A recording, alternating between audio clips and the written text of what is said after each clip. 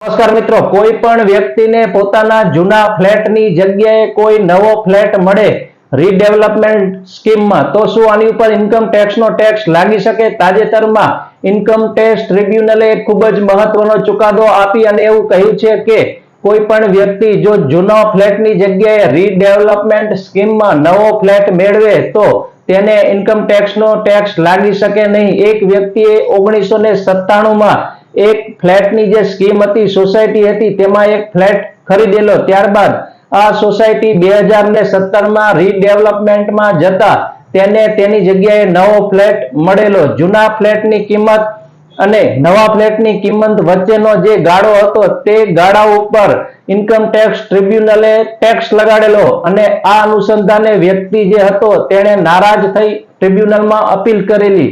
ટ્રિબ્યુનલે એવો ચુકાદો આપેલો કે આ વ્યક્તિને જૂના ફ્લેટની જગ્યાએ ફક્ત નવો ફ્લેટ મળે છે, એટલે કે આ વ્યક્તિ કોઈ પણ જાતના નવા ફ્લેટની ખરીદી કરતી નથી, એટલે ઇન્કમ ટેક્સનો ટેક્સ તેની ઉપર લાગે નહીં. આભાર. નમસ્કાર.